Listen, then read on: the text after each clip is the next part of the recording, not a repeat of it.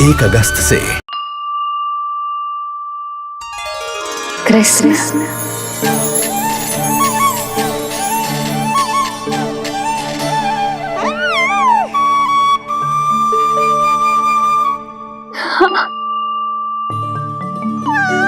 और जो मानवता के शत्रु हैं, उनके जीवन में ये नाम अशांति, असुरक्षा, भय उत्पन्न करेगा। पर सात्विक प्रवृत्ति के व्यक्तियों के लिए ये नाम शांति, संतोष और सुख का सूचक होगा।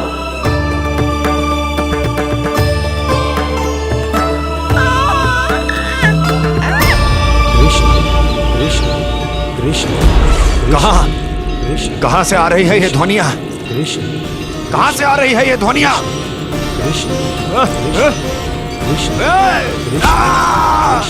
स्वामी महाराज,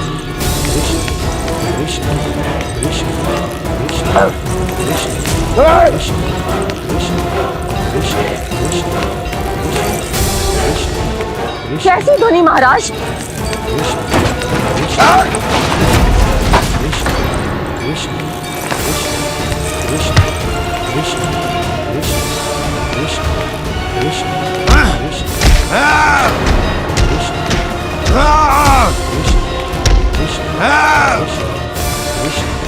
स्वामी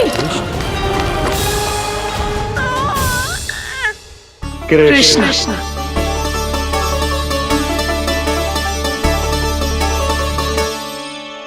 कृष्ण, जे नाम अनंत काल तक स्मरण किया जाता रहेगा, जय तेरी मैया का आशीर्वाद।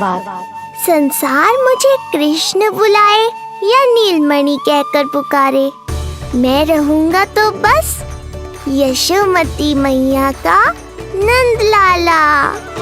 यशोमती मैया के नंद लाला, यशोमती मैया के नंद लाला।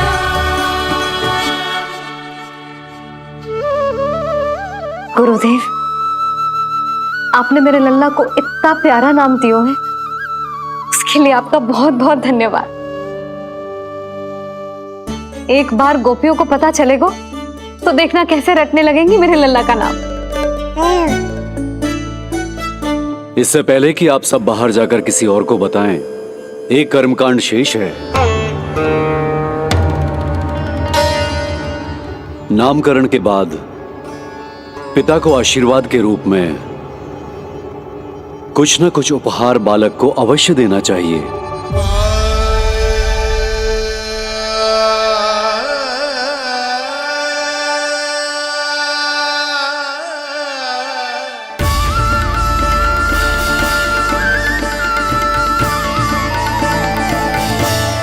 मैं क्या दूं?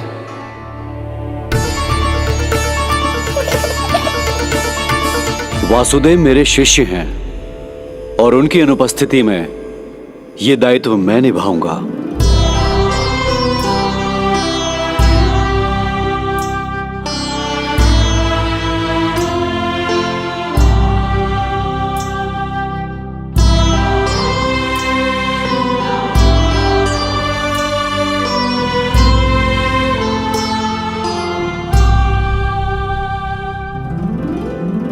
इसे अपने पिता की ओर से स्वीकार करो पुत्र।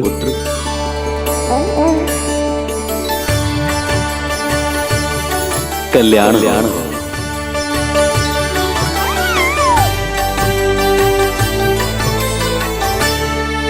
क्या दूं मैं इसे?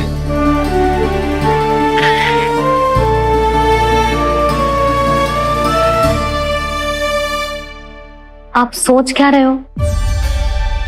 आशीर्वाद दो ना अपने कृष्ण को। अच्छा, सोच रहा हूं कि लल्ला को क्या दूं?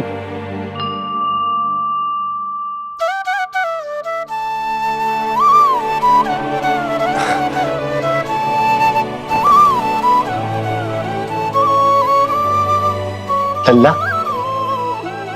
तू स्वयं ही बता दे, तुझे क्या चाहिए?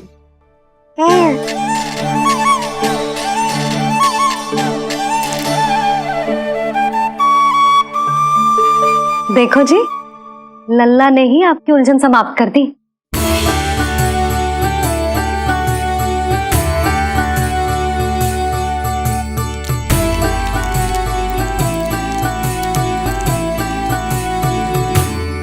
मेरा आशीर्वाद कि तेरा ये नाम कृष्ण तेरी प्रजा के लिए बहुत हितकारी हो। गुरुवर, आप भी इसे आशीर्वाद दें। जिनके आशीर्वाद से ये पूरा संसार संचालित होता है, उन्हें मैं क्या आशीर्वाद दूं?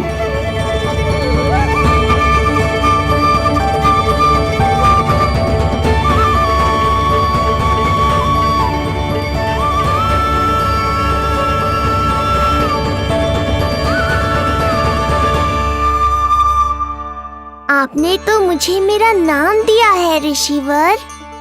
ये तो मेरा सौभाग्य था प्रभु कि आपने इस कार्य के लिए मुझे चुना। पर आपका कार्य अभी समाप्त नहीं हुआ ऋषिवर। एक विनती और है मेरी। आज्ञा दीजिए प्रभु, क्या करना होगा मुझे? बाबा को मेरी वास्तविक पहचान बतानी होगी आपको, और इन्हें इस बात के लिए मनाना होगा कि ये मैया को कभी भी मेरा सत्य पता ना चलने दे। पर प्रभु, मैं ये कैसे कर पाऊंगा? आप ही कर पाएंगे ऋषिवर, क्योंकि अब आप इस कृष्ण अवतार के मुख्य उद्देश्य को जानते हैं। बंद करो, बंद करो ये ध्वनिया। कौन सी ध्वनिया? ये ध्वनिया बंद करो, बंद करो। क्या सुनाई दे रहा है आप? ये शब्द जो मेरे कानों में गूंज रहा है। भरत सरस्वती, रुक जाइए। मुझे मारा।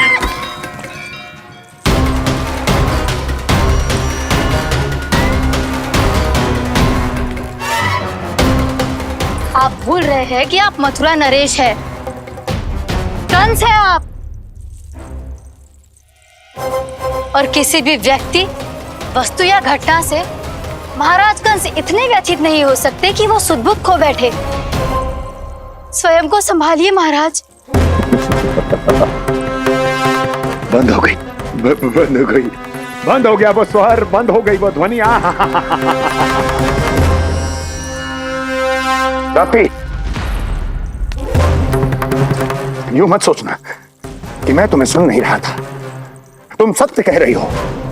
मैं कंस हूं। किसी भी व्यक्ति, वस्तु या घटना से व्यथित नहीं हो सकता। दुर्जन, जी महाराज, इस सिंहासन को पुनः स्थापित करो। यदि कोई भी योग्य इसे स्वयं सिद्ध करने नहीं आता तो मुझे पता है मुझे क्या करना है, कैसे उस दुष्ट बालक का संहार करना है। मैं भली भांति जानता हूं। ये दायित्व आपको ही निभाना होगा ऋषिवर। इससे दो लाभ होंगे। एक तो मेरे बाबा कंस के कारण होने वाली चिंता से मुक्त हो जाएंगे, और आवश्यकता पड़ने पर मेरी पहचान को मैया से सुरक्षित रखने में सहायता भी करेंगे।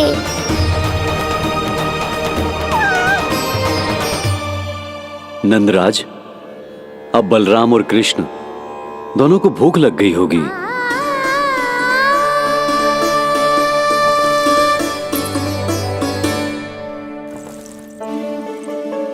प्रणाम गुरुदेव। प्रणाम गुरुदेव।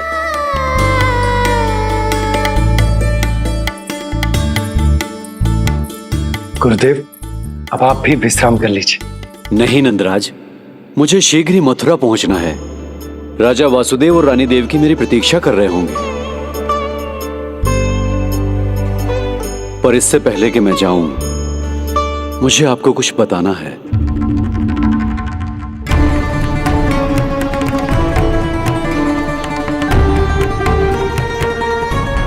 गुरुदेव, आपके ललाट पर बल पड़ गए। सब कुछ ठीक तो है ना? कहीं आप मुझे कंस के बारे में तो ना बताना चाहते? गुरुदेव, मैं जानता हूं कि कंस नवजात शिशुओं की हत्या करवा रहा है।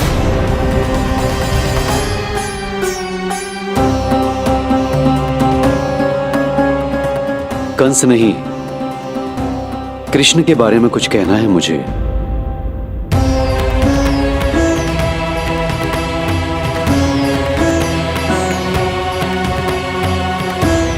बताइए गुरुवर।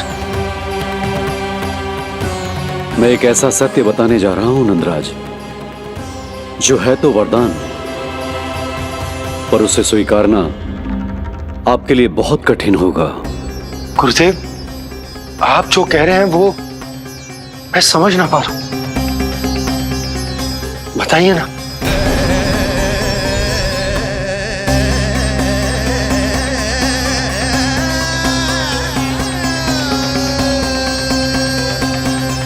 बताइए ना गुरुवर।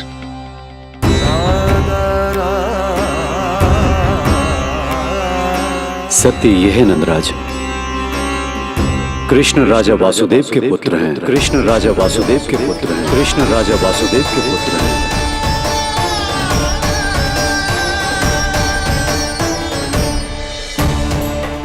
और वो कोई साधारण बालक नहीं है,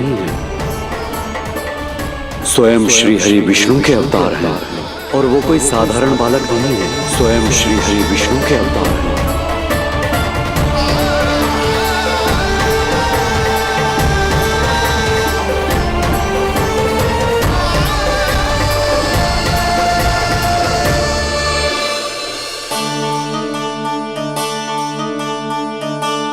कछु विचित्र लग रहा है। कौन हो तुम? मैं हूं श्री विष्णु का अवतार। ये कैसे संभव है गुरुदेव?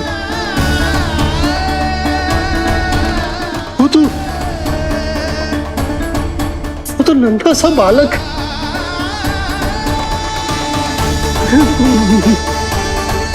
वो श्री नारायण का अवतार कैसे हो सकता है? और गुरुदेव, आप ये सोच भी कैसे सकते हैं कि वो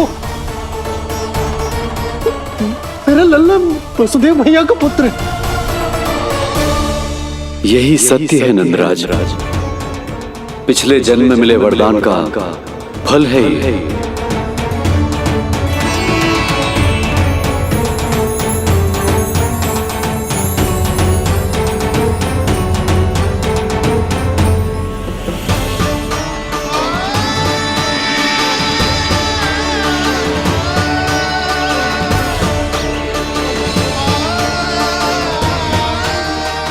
मैं आपकी संतान के रूप में अवश्य आऊंगा, किंतु उसके लिए आपको मेरे अगले अवतार के बाद एक और अवतार की प्रतीक्षा करनी होगी,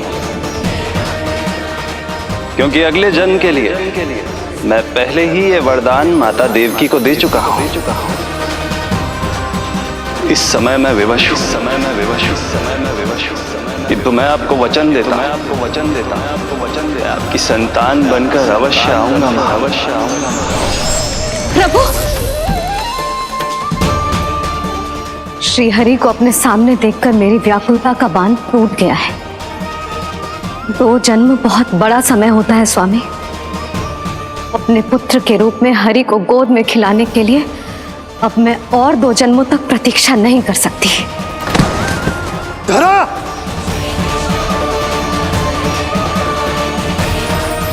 माता देवकी को मैं पहले ही वचन दे चुका हूं, इसलिए विधि के विधान के अनुसार मुझे उन्हीं का पुत्र बनकर जन्म लेना होगा।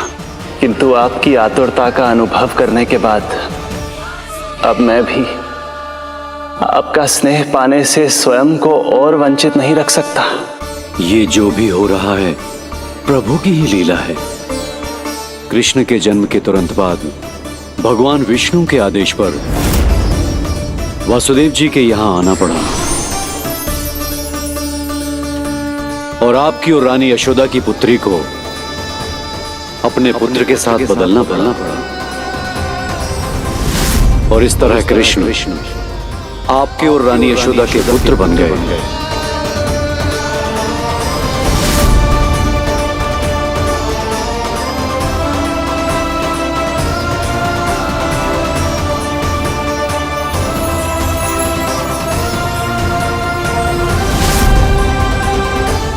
आपने सही कही थी गुरुदेव,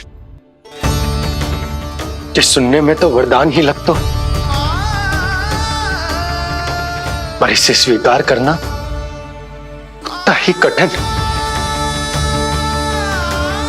जब यशोदा को इस बात का पता चलेगा तो उसे कैसा लगेगा? अपने नाम का अर्थ अच्छे से सुनो है ना तूने? उसका हर एक अक्षर भगवान श्री नारायण से संबंधित है, जैसे उन्हीं का स्वरूप है तू। बस मैया, ये सत्य आपसे छुपा रहे, इसी कारण बाबा के लिए ये जानना आवश्यक है। फिर चाहे इसे स्वीकार करना उनके लिए कितना भी कष्टदायक क्यों ना हो। नहीं नंद, ये सत्य उन्हें आप नहीं बताएंगे। स्वयं प्रभु ने मुझसे कहा है, किसी और प्राणी को इसके बारे में भनक तक नहीं लगनी चाहिए, और रानी यशोदा को तो बिल्कुल नहीं। गुरुवर, कंस के आक्रमणों की जानकारी यशोदा से पहले ही छुपा कर रखना कठिन था। अब इतना बड़ा सत्य मैं यशोदा से कैसे छुपाऊंगा? आपको छुपाना ही होगा नंदराज, यही प्रभु की इच्छा है।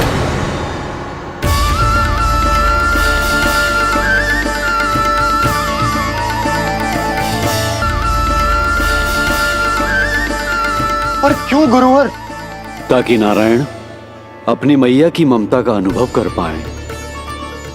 यही तो उनके अवतार का मुख्य उद्देश्य है। मुख्य उद्देश्य? हाँ नंदराज, नर नारायण के अवतार में अपनी तपस्या करते समय प्रभु ने जो अनुभव किया था, उसके कारण ममता के सुख का अनुभव करने के लिए प्रभु व्याकुल हो उठे थे। ऐसा क्या हुआ था, मुझे भी बताइए। हो सकता है ये बात इस सत्य को स्वीकार करने में मेरी सहायता करे। बहुत समय पहले की बात है। अनेक देवी देवता परम प्रभु विष्णु के पास बैकुंठ गए थे। वहां प्रभु की आंखों में आंसू देखकर वो सभी स्तब्ध रह गए।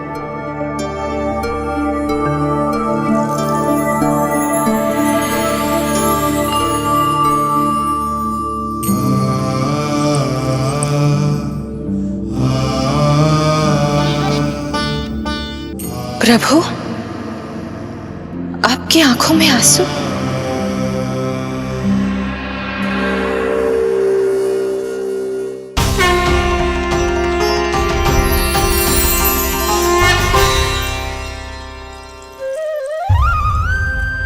चिंता मत कीजिए, आप सब तो जानते हैं, हिरण्यकश्यप को मारने के लिए मैंने नरसिंह अर्थात आधे मानव और आधे सिंह के रूप में अवतार लिया था। उस राक्षस का वध करने के बाद नर और सिंह दोनों भागों ने अलग अलग होकर नर और नारायण के रूप में पुनः जन्म लिया। वर्तमान में वो दोनों बद्रिकाश्रम में तपस्या कर रहे हैं।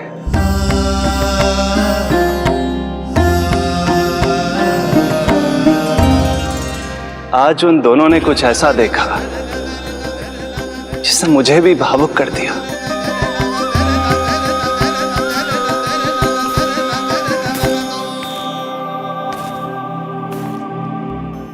सखा, ये युवक कौन है? निकट के एक गांव के धनी व्यापारी का पुत्र है ये। प्रत्येक संध्या वन के उस पार ये अपनी प्रेयसी से मिलने जाता है और फिर रात्रि भर उस नर्तकी के साथ सहवास करने के बाद सुबह अपने निवास को लौट आता है। यदि यही इसका नित्य क्रम है तो फिर आज ये इतने तनाव में क्यों है?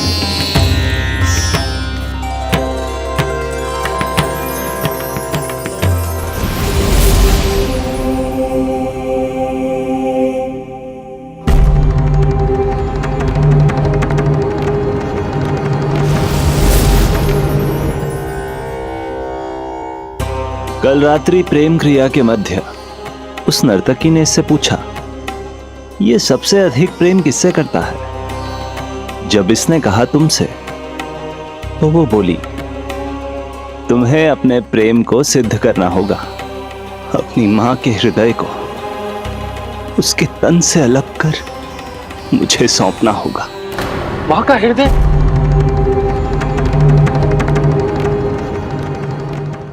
फिर क्या हुआ प्रभु? वो लाया अपनी मां का हृदय? ये जिज्ञासा यक्ष प्रश्न बनकर पूरे दिन नर और नारायण के मस्तिष्क में कौंधती रही। उन्होंने संध्या होने तक वहीं नदी किनारे प्रतीक्षा करने का निर्णय लिया, ताकि वो ये जान सके कि क्या वो युवक अपनी क्रूर प्रेयसी को छोड़ेगा या वासना में अंधा होकर अपनी ही माता की हत्या करने का जघन्य अपराध करेगा। अब उसके वन पार करने का समय बीत चुका है। युवक ने विवेक का परिचय दिया है सखा। हे प्रभु, आपका कोटि कोटि धन्यवाद।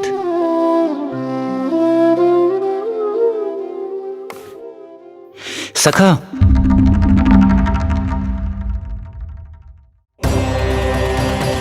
सखा मुझे बताओ, जो अकल्पनीय था कहीं वो घट तो नहीं गया?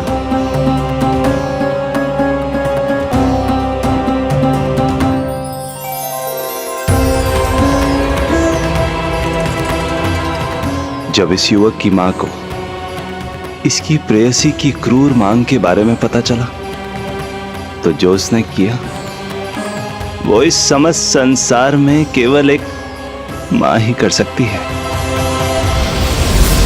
बस इतनी सी बात?